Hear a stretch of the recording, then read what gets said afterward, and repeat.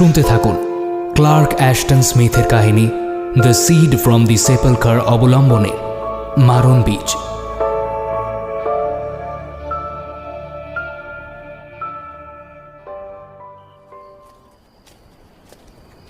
জায়গাটাকে নিয়ে যেসব জনশ্রুতি চালু আছে দেখা মাত্র বুঝেছি তার সবই সত্যি।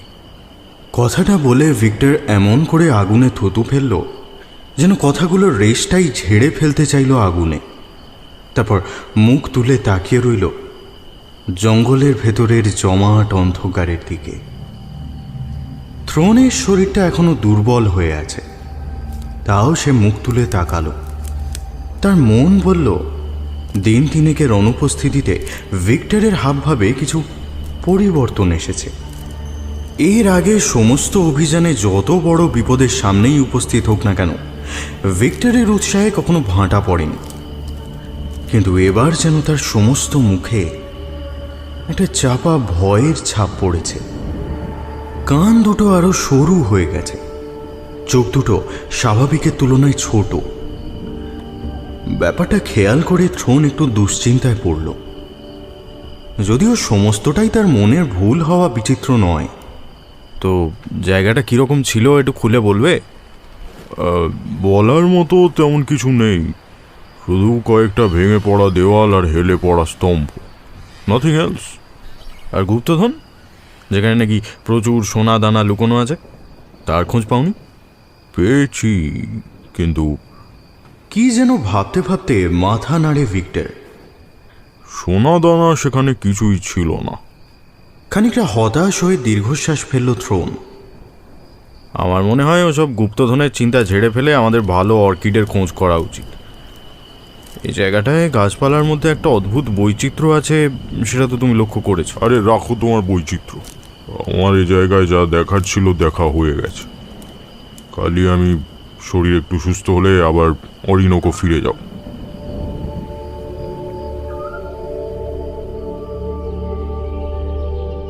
থ্রোন আর ভিক্টর দুজনেই পেশায় অর্কিড শিকারী। অরিনোকোর জঙ্গলে দুজন ইন্ডিয়ান গাইড নিয়ে অর্কিডের খোঁজে এসেছে তারা। এ জঙ্গলে নানা ধরনের দুষ্প্রাপ্য ফুল পাওয়া যায়, তবে সেসব ছাড়াও জায়গাটা নিয়ে এলাকাবাসীর মধ্যে কিছু গুজব চালু আছে।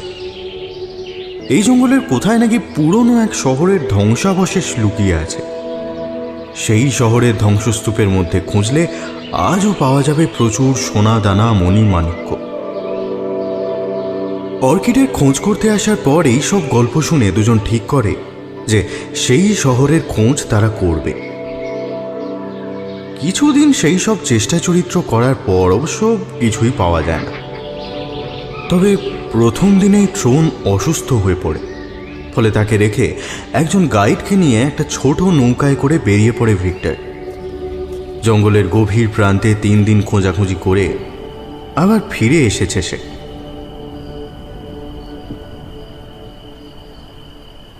খানিকক্ষণ ভাবনা চিন্তা করে থ্রোন বুঝতে পারল ভিক্টরের এই গুপ্তধন খোঁজার ব্যর্থতাই তার মুখের উপর বিষণ্ণতার ছাপ এনে দিয়েছে। সে আর কোনো কথা বলল না। ভিক্টর আগুনের পাশে বসে ছড়িয়ে পড়া শিখার ফাঁক দিয়ে অন্ধকার জঙ্গলের ডালপালাগুলোর দিকে ইতিউতি চাইতে লাগল। মনে হলো কোথাও যেন একটা ভয় মিশে আছে তার দৃষ্টিতে।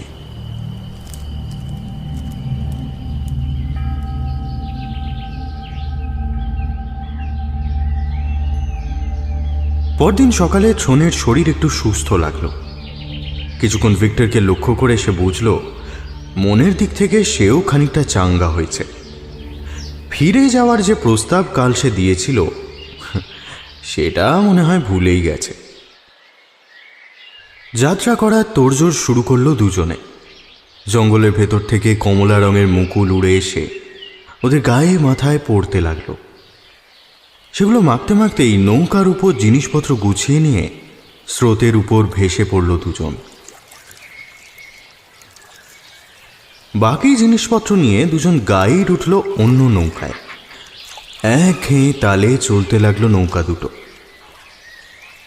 একটা থকথকে সবজির সাপের মতো পড়ে আছে নদীটা। দুপাশে আকাশ ছোঁয়া দেওয়ালের মতো জঙ্গল এগিয়ে গেছে। তার মাঝখান থেকে মাঝে মাঝে অর্কিডের ভৌতিক মুখ উঁকি দিচ্ছে। জলের উপর প্যাডেলের ছপ ছপ আওয়াজ, আর জঙ্গলের ভেতর থেকে ভেসে আসা বাঁদর আর পাখিদের চিৎকার ছাড়া অন্য কোনো শব্দ নেই। ট্রন পেছনে তাকিয়ে ভিক্টরকে কিছু একটা জিজ্ঞেস করল। কোনো উত্তর এলো না। ভিক্টর থমথমে মুখ করে বসে আছে। মুখটা ফ্যাকাশে হয়ে গেছে। কেবল কয়েকবার মাথা নাড়ল সে। একটু পরে মৃদু কোনো যন্ত্রণায় যেন গোঙাতে শুরু করলো। জ্বরটা আবার বেড়েছে নাকি ওর?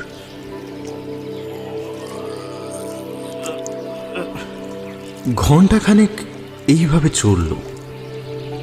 জঙ্গলের ভিতরে তাপমাত্রা এতক্ষণে বেড়ে উঠেছে। তার মনে হলো ভিক্টরের গোঙানির মধ্যে একটা মৃদু আর্তনাদ মিশছে। পেছন ফিরে সে দেখল ভিক্টর টুপি খুলে ফেলেছে। হাতের সবকটা আঙুল দিয়ে বারবার মাথার ওপরের দিকটা সজোরে টিপে ধরছে।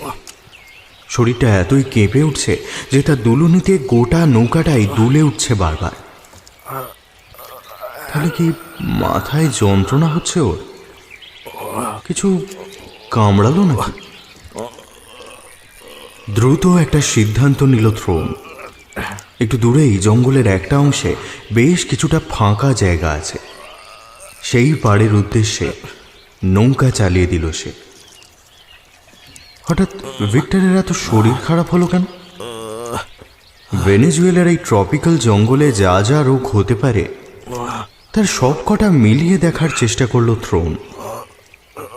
কিন্তু তার কোনোটার সঙ্গেই ভিক্টরের লক্ষণের কোনো মিল নেই। আশ্চর্য।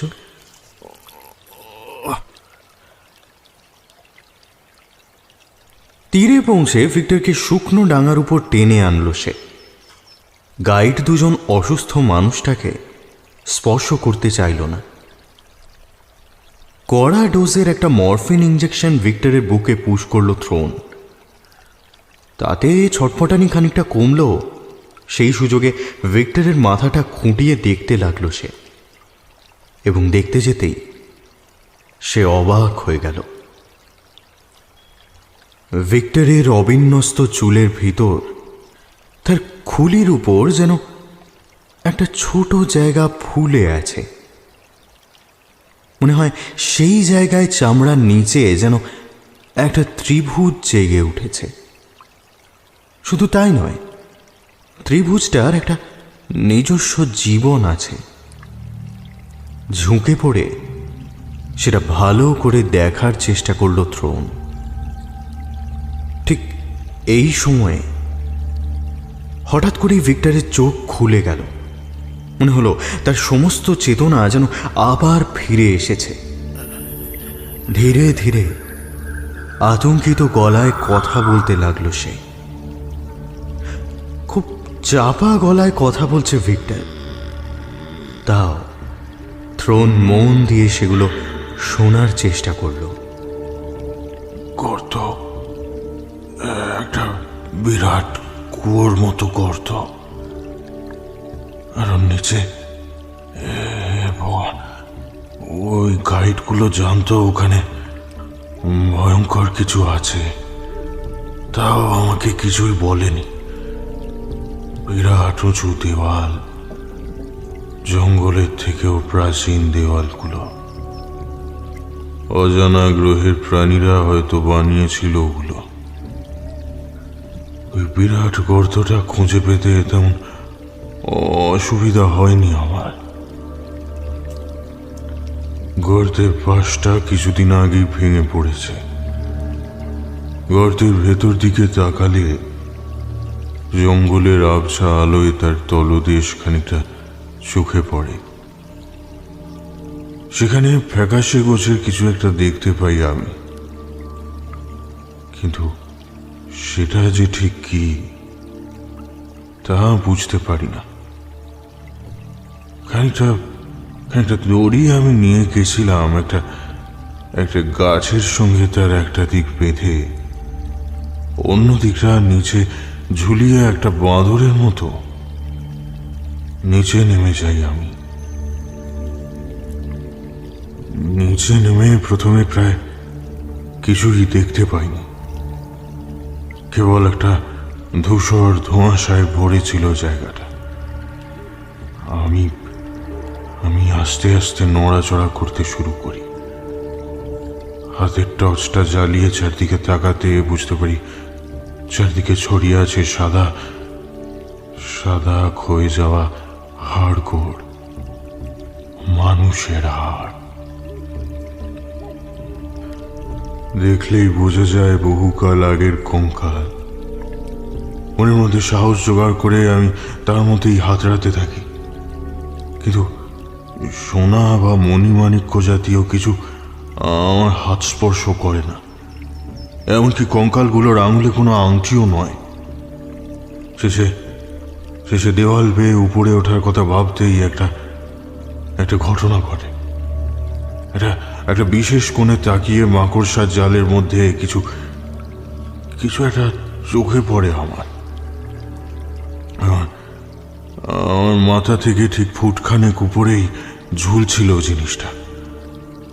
আর একটু হলেই আমি সেটা স্পর্শ করে ফেলেছিলাম।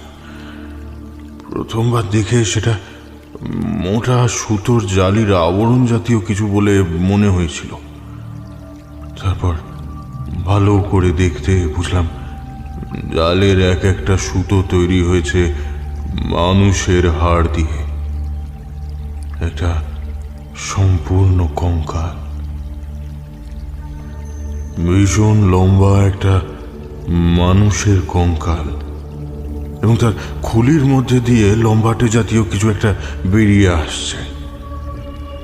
যেটা বেরিয়ে আসছে তার শরীরের শেষ প্রান্তে হরিণের বাঁকানো শিং জাতীয় কিছু, এবং সেই শিংয়ের মধ্যে দিয়ে প্রচুর দীর্ঘ সুর বেরিয়ে গর্তের খোলা মুখটার দিকে এগিয়ে গেছে।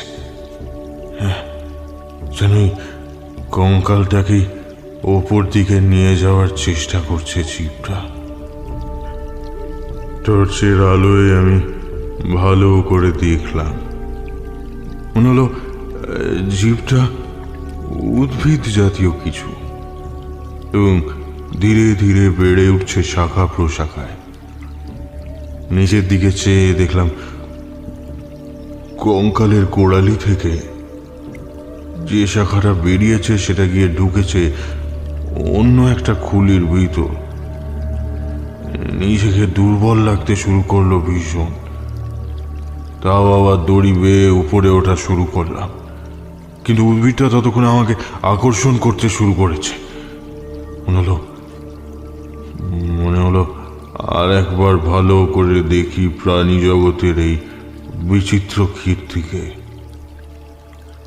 আমি হাতের দড়িটা ধরে ঝুলতে লাগলাম, এবং ঝুলতে ঝুলতেই এক সময় জিনিসটার কাছাকাছি পৌঁছে গেলাম। কোথা থেকে যেন একটা শাখার ভাঙার শব্দ হলো, আর সঙ্গে সঙ্গে আমার মাথার চারপাশে সাদা ধুলো জাতীয় কিছু জমা হলো। মাথার উপর সার দিয়ে নেমে আসছে, তারা এমনকি নাক চোখ দিয়েও ঢুকছে। মাথা ঝাঁকিয়ে সেগুলো ঝেড়ে ফেলার চেষ্টা করলাম আমি। তারপর দড়ি বেয়ে উপরের দিকে উঠে এলাম।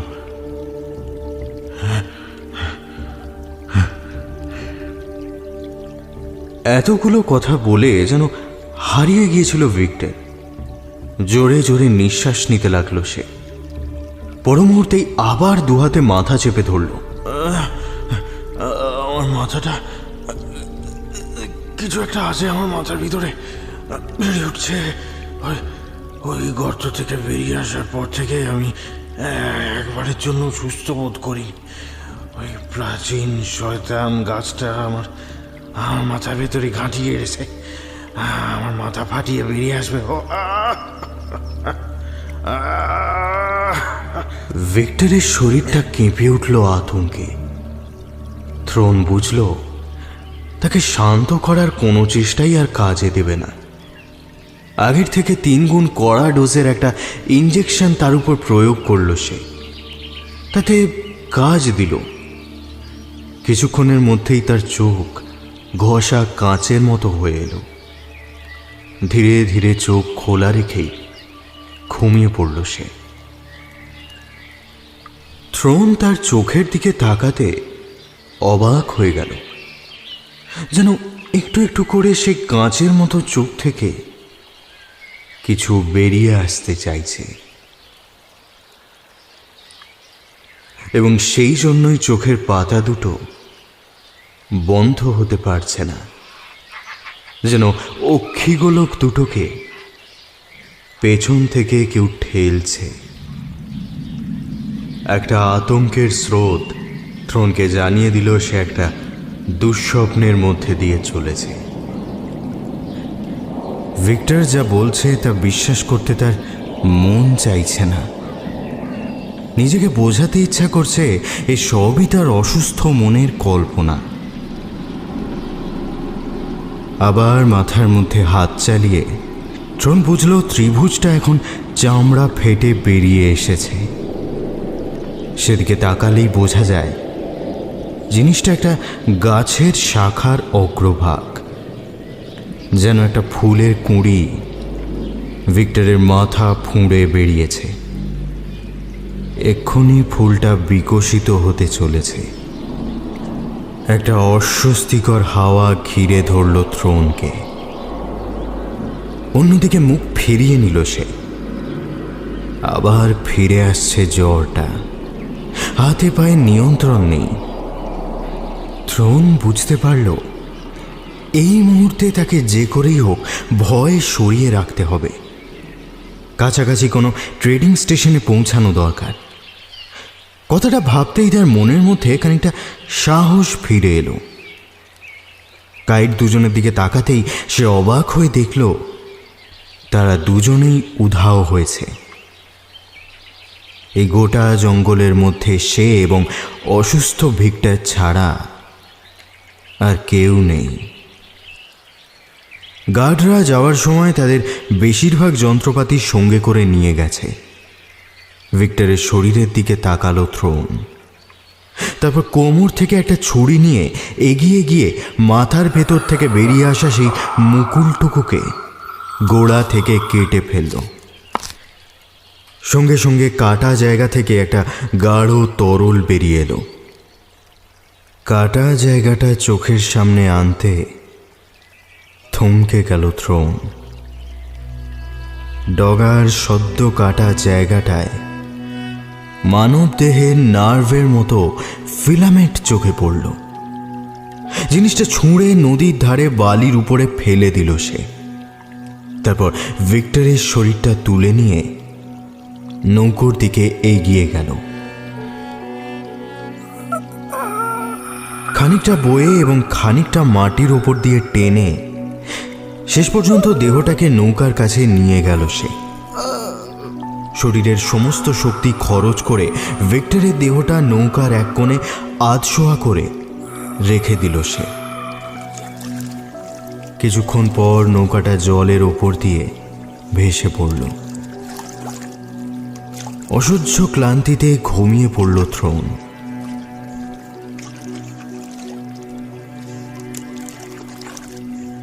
ঘুম যখন ভাঙল তখন হলদে ভোর নামছে। থ্রোনের মনে হলো ওর মাথাটাও খানিকটা শান্ত হয়ে এসেছে। সবার আগে মনে পড়ল ভিক্টরের কথা। দ্রুত উঠে বসে সে দেখল এখনো আগের মতোই শুয়ে আছে ভিক্টর। কেবল 2 হাতে চেপে ধরতে চাইছে 2 হাঁটু। মৃত মানুষের মতো দেখাচ্ছে তাকে। এই ভয়াবহ আতঙ্কের পরিবেশেও সে লক্ষ্য করল ভিক্টরের মাথার ভেতর থেকে সেই শিংয়ের মতো শাখা প্রশাখাগুলো আরো দ্রুত বেড়ে উঠছে। বলগা হরিণের শিংয়ের মতো প্রায় 6 ইঞ্চি লম্বা শাখা দুলছে ভিক্টরের মুখের সামনে। সেই সঙ্গে চোখ থেকেও একই ধরনের একটা মুকুল বেরিয়ে এসেছে বাইরে। সেগুলোর মধ্যে লালচে তরল জাতীয় কিছু লেগে আছে। হাওয়ার ধাক্কায় ধীরে ধীরে দুলছে শাখাগুলো। সে দেখল ধীরে ধীরে ভিক্টরের মুখ থেকেও বেরিয়ে আসছে সেই শিঙের মতো শাখা। এই অদ্ভুত অতিপ্রাকৃত দৃশ্যে থ্রোনের চোখ আতঙ্কে নিজে থেকে বন্ধ হয়ে গেল। বন্ধ চোখের পাতায় হলদে আলো যেন এখনো তাকে দেখিয়ে চলেছে সেই অপার্থিব দৃশ্য। চোখ খুলতে আরো একটা ভয়ঙ্কর জিনিস চোখে পড়ল তার। এই কয়েক সেকেন্ডের মধ্যেই শিংগুলো আরো বেড়ে উঠেছে। ভিক্টরের মুখমণ্ডল আর দেখাই যাচ্ছে না বেড়ে ওঠা শাখার মধ্যে দিয়ে। এরপর থ্রোন মোহগ্রস্তের মতো সেদিকে তাকিয়ে বসে রইল। সেই উদ্ভিদের অদৃশ্য বেড়ে ওঠা যেন মোহিত করে দিল তাকে। একসময় চোখ সরিয়ে নদীর দিকে তাকালো সে। এতক্ষণে জলের স্রোত বেড়ে উঠেছে। ল্যান্ডমার্ক দেখে অবস্থান বোঝার চেষ্টা করলো সে, কিন্তু কোনো লাভ তাতে হলো না। সবুজের সমারোহে তারা ঠিক কোথায় আছে তা বোঝার কোনো উপায় নেই। এক অজ্ঞাত মাদকতার দুঃস্বপ্নের ঘোরে যেন হারিয়ে গেছে সে। একসময় তার দৃষ্টি আবার ফিরে এলো ভিক্টরের শরীরের ওপর। সেই সঙ্গে ফিরে এলো একটা কৌতূহল। এই উদ্ভিদের উৎপত্তি স্থল কিছুতেই পৃথিবীর জল বাতাস নয়। তার কানে কানে কেউ যেন বলে দিল ভিক্টর আর বেঁচে নেই। তাতে অবশ্য ভালোই হয়েছে। হঠাৎ এসব ভাবতে ভাবতেই আবার ভিক্টরের শরীর থেকে একটা চাপা গোঙানির শব্দ ভেসে এলো। আতঙ্কিত চোখে তাকিয়ে থ্রোন দেখল ভিক্টরের হাত পা আবার নড়তে শুরু করেছে। মৃদু একটা যান্ত্রিক কম্পন খেলে যাচ্ছে তাতে, যেন কোনো যন্ত্র এক গোপন শক্তিতে কাজ করে চলেছে।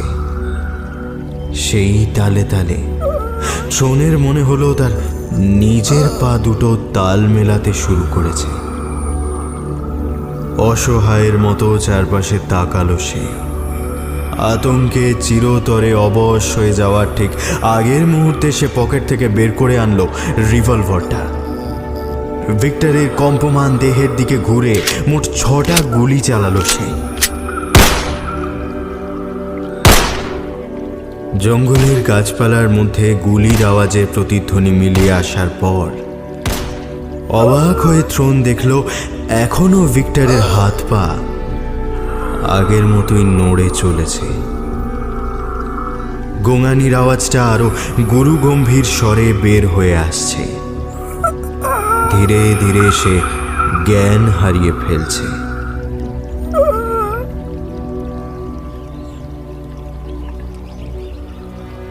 চেতনা যখন ফিরল তার মাঝে কতটা সময় কেটেছে তা থ্রোন জানে না।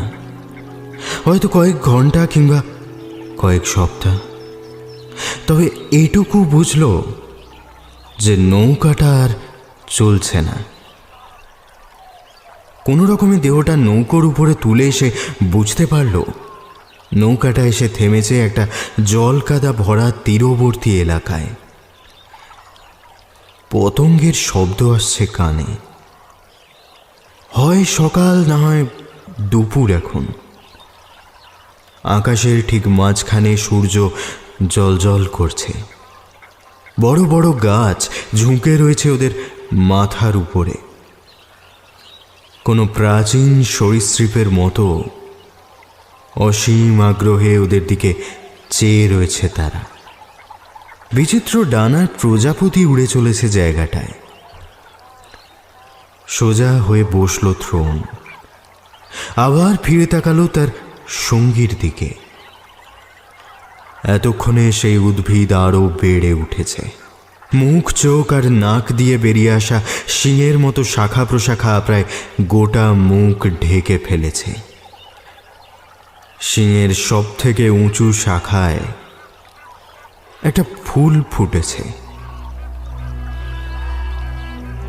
প্রায় মানুষের মুখের মতোই আকার তার, সম্পূর্ণ সাদা। ভিক্টরের বাকি শরীরের সমস্ত হাড় চামড়া ফেটে বেরিয়ে এসেছে, এখন আর নড়াচড়া করছে না, কেবল মাঝে মাঝে শাখা প্রশাখাগুলো দুলে উঠছে। সেই ভয়ঙ্কর উদ্ভিদ তার শরীরের সমস্ত রক্ত শুষে নিয়েছে। থ্রোনের অসুস্থ মস্তিষ্কে ইচ্ছা করল এক্ষুনি টেনে টেনে ওই শাখা প্রশাখা ছিঁড়ে ফেলতে, কিন্তু কোনো কারণে তার সমস্ত শরীর অবশ হয়ে গেল। মনে হলো সেই শাখা প্রশাখাগুলো যেন অনুভব করতে পারে, তারা অদৃশ্য কোনো চোখে দেখছে, নিয়ন্ত্রণ করছে। বিরাট ফুলটাকে মানুষের মুখের মতোই মনে হলো তার, যেন ভিক্টরেরই মুখ, কেবল মুখের আউটলাইনগুলো এঁকে বেঁকে গেছে। থ্রোন নড়তে পারল না। এই প্রাকৃতিক বিভীষিকার থেকে তার চোখ সরল না। এতক্ষণে জ্বর ছেড়ে গেছে, তার জায়গা নিয়েছে এক অন্তহীন ঠান্ডা অনুভূতি এবং উন্মাদনা।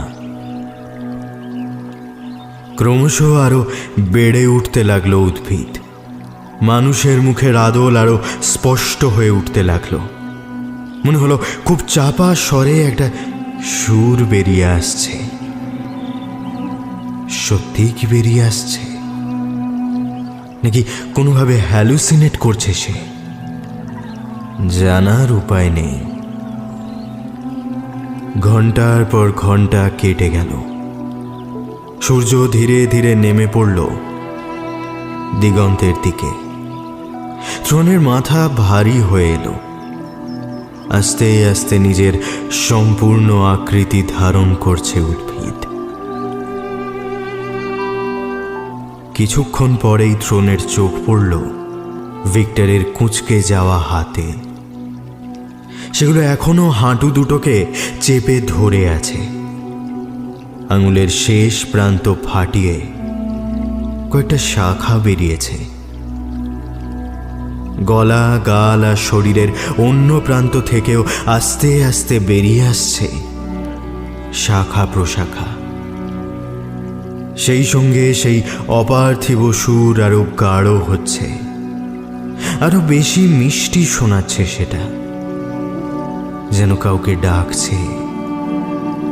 মনে হলো বাঁশি বাজিয়ে একটা বিষাক্ত সাপকে ডাকছে কেউ।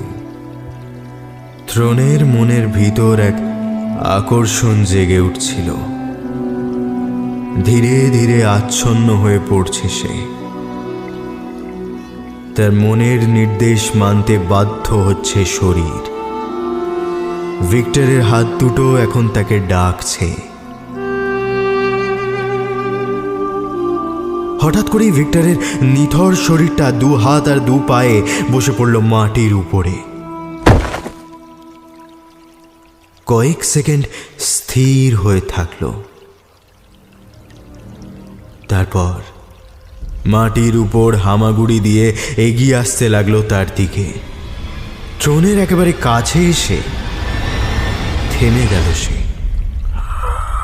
কোনো অজ্ঞাত মন্ত্র যেন তাকে স্থবির করে দিয়েছে।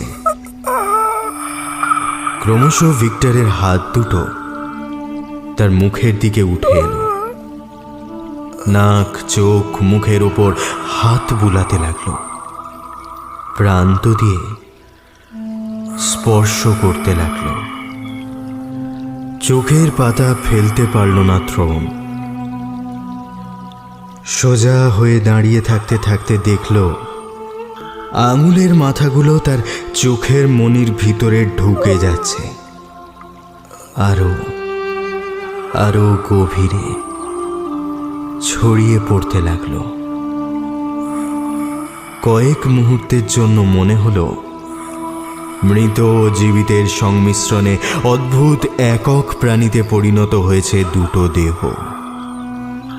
সুরের মাধুর্য এখন গ্রাস করেছে অরণ্যরাজিকে। ক্রমশ থ্রোনের অবশ দেহকে শূন্যে তুলে নিজের সঙ্গে মিশিয়ে নিল ভিক্টরের দেহ। হাওয়ায় দুটো স্থির উদ্ভিদের শাখা প্রশাখায় ঢেকে যাওয়া দেহ জেগে রইল নৌকার উপরে। খানিকক্ষণ পর সেই অদ্ভুত কাঠামোর গায়ে আর একটা ফুল ফুটল।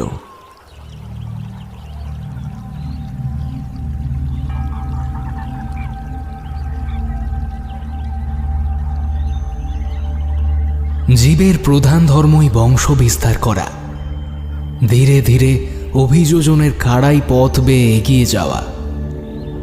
কিন্তু এই উত্তরণের সংকীর্ণ পথে যদি দুটি জীব একে অপরের সামনে বাধা হয়ে দাঁড়ায়, তাহলে যুদ্ধ তো আসন্ন হয়ে পড়ে। সে যুদ্ধের প্রস্তুতি কি আমাদের আছে? বিশেষত যে জীবগুলোর উপর নির্ভর করে এগিয়েছি আমরা, তাদের বিরুদ্ধে লড়াই কি সম্ভব? শুনছিলেন ক্লার্ক অ্যাশটন স্মিথের কাহিনী দ্য সিড ফ্রম দি সেপেলকার অবলম্বনে মারণ বীজ। সবাই ভালো থাকবেন। শুভরাত্রি।